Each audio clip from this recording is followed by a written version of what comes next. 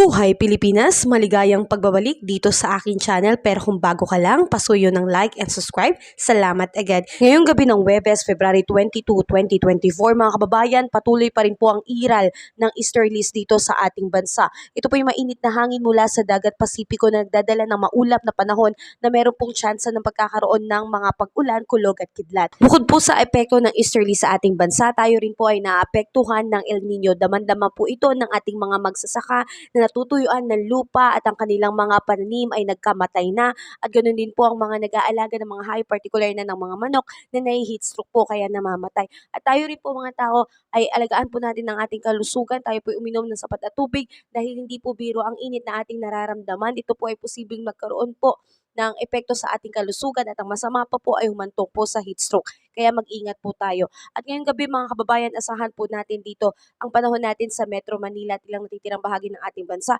ay magkakaroon po ng partly cloudy to cloudy sky with isolated rain shower and thunderstorm.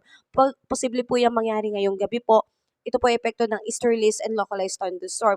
Tayo po ay mag-obserba dahil may tsansa po ng pagkakaroon ng flash flood and landslide, lalo na po sa mga prone area. Samantalang mga kababayan ko, asahan po natin dito sa Visayas kasama ang Palawan, Calayan Island at Occidental Mindoro ay makakaranas ng bahagyang maulap hanggang sa maulap na papawirin na may pulupulong pag-ulan, kulog at kidlat, dulot pa rin po yan ng easterlies.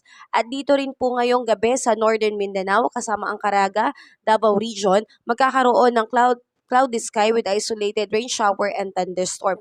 May tsansa rin po ng pagkakaroon ng flash flood and landslide. Kaya antabayanan po natin ang mga rainfall advisory na ibababa po ng DOST Pag-asa. Mga kababayan, patuloy po tayong mag-ingat at mag-obserba po sa ating panahon. Wala man pong bagyo na nakakaapekto sa ating bansa. Ang mga pag-ulan na ating nararanasan ay dala lamang po ng easterlies. Pero wag nating iwawaglit sa ating isipan ang matinding epekto po ng El Nino. Ito po ay hindi biro. Kaya mga kababayan, ingat po tayo palagi, inom po tayo ng tubig. Ingat po sa lahat.